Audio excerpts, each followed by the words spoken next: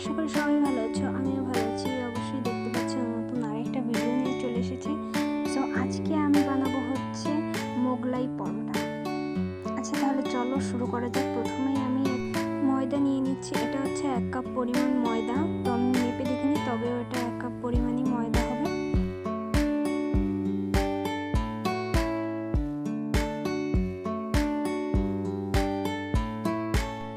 এবার আমি এটার মধ্যে পরিমাণ মতো লবণ দিয়ে নিচ্ছি। তারপর আমি এখানে সয়াবিন তেল ইউজ করছি। এটা হচ্ছে যে মুখ থাকে বোতলে, তো এই মুখেরই 2 মুখ দিয়ে নিচ্ছি তেল 1 কাপ ময়দার জন্য।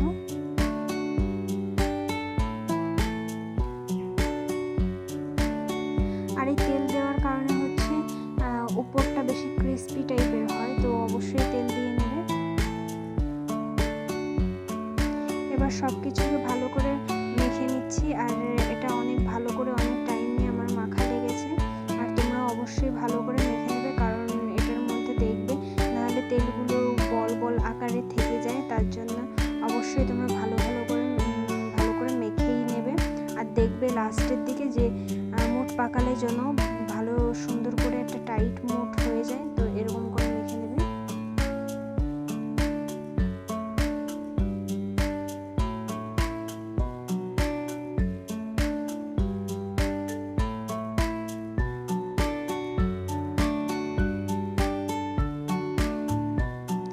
এবার আমি এটার মধ্যে পরিমাণ মতো নর্মাল টেম্পারেচারে থাকা জল দিয়ে নিচ্ছি।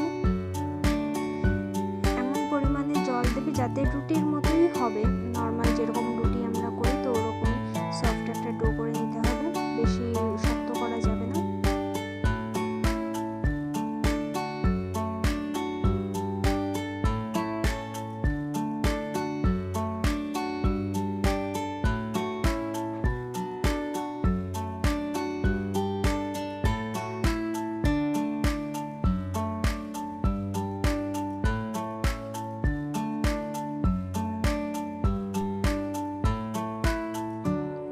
সো দেখতেই পাচ্ছ আমার একটা ডো তৈরি করা হয়ে গেছে। আর আমার প্রচুর পরিমাণ সমস্যা হচ্ছে রেস্টুরেন্টটার।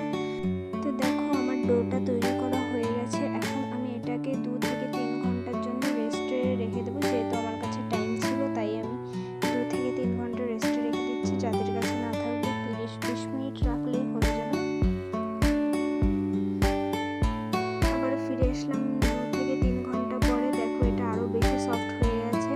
তো এবার আমি একটুখানি আলতো হাতে মেখে নিয়ে এই এক একটা রুটির ডো বের করে নেব।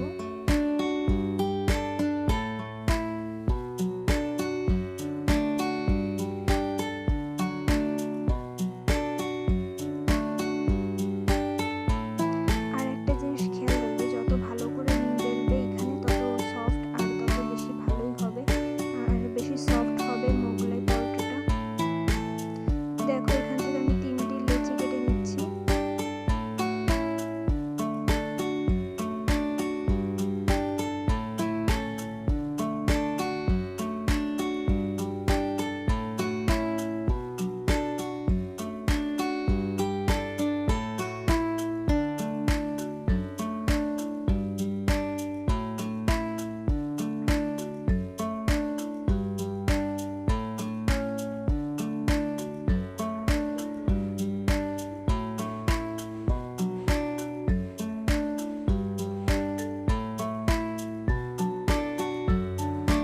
সো দেখতেই পাচ্ছ আমার লেচির সাইজগুলো ঠিক কতটা হয়েছে। এরকম সাইজের করলেই হয়ে যাবে ফ্যামিলিদের খাওয়ার জন্য, মানে নিজেদের বাড়িতে বানানোর জন্য।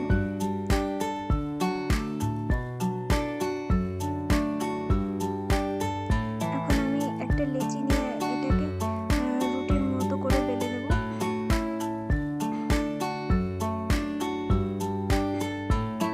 কিন্তু আমার খুব পরিমাণে সমস্যা হচ্ছিল, যার কারণে আমি পুরো বেলা দেখিনি, কারণ কি এমনি নর্মাল রুটির মতো করে বেলতে হবে। তাই এখন আমি চলে এসেছি ডিম তৈরি করার অপশনে। তো এখানে আমি 2টো ডিম নিয়ে নিচ্ছি। আর হচ্ছে সাইডে পেঁয়াজ আর লঙ্কা কেটে রেখেছি। আর কিছুটা পেঁয়াজ আমি অনেকটা ছোট ছোট কুচি করে কেটে রেখেছি, যেটা উপর দিয়ে সার্ভ করার জন্য অনেক ভালো লাগে মোগলাই পরোটার সাথে খেতে। পর্যায়ে আমি ডিমে একটু হলুদ দিয়ে নিচ্ছি, তাহলে ডিমের যে কাঁচা গন্ধটা বা আষ্টে গন্ধ অনেকেই বলে থাকে, তো ওটা আর থাকে না। আর সাথে স্বাদ মতো লবণ দিয়ে নিচ্ছি।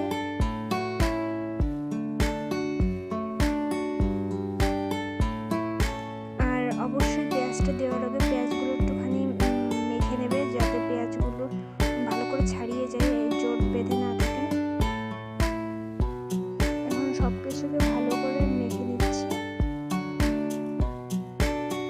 আমি সবসময় এই মোগলাই পরোটাটা আমার মাকেই করতে দেখে এসেছি, আমি ফার্স্ট টাইমই করছি, যার কারণে আমার অনেক সমস্যা সামনে এসেছে। দেখতেই থাকো, আরও অনেক সমস্যা আছে সামনে।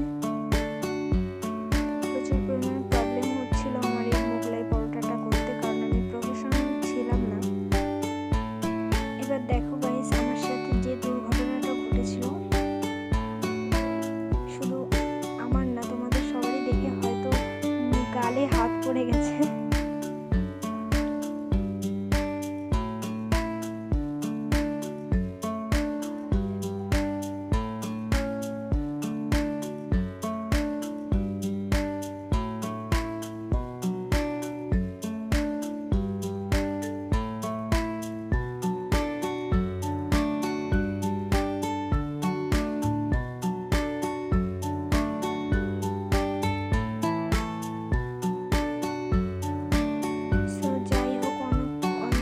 কষ্ট করে তোমাদেরকে একটা দেখাতে পেরেছি যে এইভাবে এটাকে সিল করবে। তো আর বাদ বাকিগুলো আমি বেজে নিয়েছি, দেখো একটা সাইজ কেমন হয়েছে।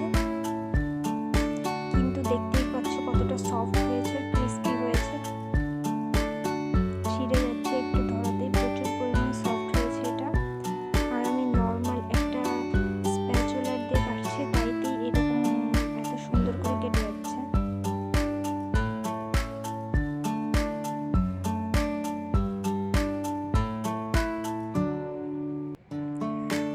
সবাইকে একবার হলেও বলবো যে কি এটা বাড়িতে ট্রাই করে দেখতে পারো বিকালে নাস্তা হিসেবে, কারণ এটা খুব সহজে তৈরি করা হয়ে যায়। যদিও আমারটা একটু কষ্ট হয়েছিল, প্রথমবার করছি এটা, প্রথমবার